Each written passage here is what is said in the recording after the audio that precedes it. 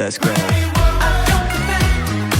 2025 সালের billboard K pop artist 100 তালিকায় শীর্ষস্থান অর্জন করেছে জনপ্রিয় দক্ষিণ Korean K pop band 17। 23 December যুক্তরাষ্ট্রে আনুষ্ঠানিকভাবে তালিকাটি প্রকাশ করে বিলবোর্ড।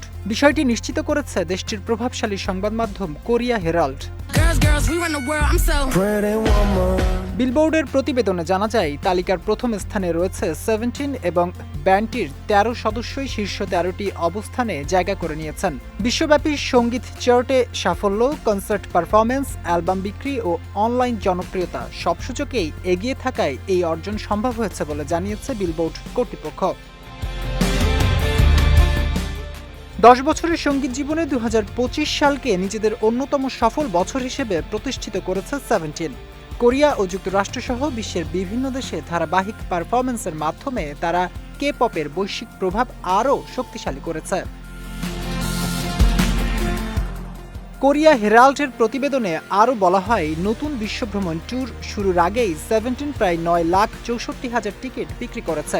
এর ফলে বিলবোর্ডের টপ ট্যুরস তালিকায় তারা 17তম স্থানে উঠে এসেছে, যা কে পপ শিল্পীদের মধ্যে দ্বিতীয় সর্বোচ্চ সাফল্য হিসেবে বিবেচিত। 2026 সালের ফেব্রুয়ারি থেকে ব্যান্ডটি পুনরায় ট্যুর শুরু করবে এবং এশিয়ার 4টি বড় স্টেডিয়ামে পারফর্ম করার পরিকল্পনা রয়েছে। 2015 সালে প্লেডিস এন্টারটেইনমেন্টের অধীনে আত্মপ্রকাশ করা 17 একটি 13 সদস্যের কে পপ বয় ব্যান্ড। 17-এর বিশ্বজুড়ে অসংখ্য ভক্ত রয়েছে, যাদের ক্যারাট নামে ডাকা হয়।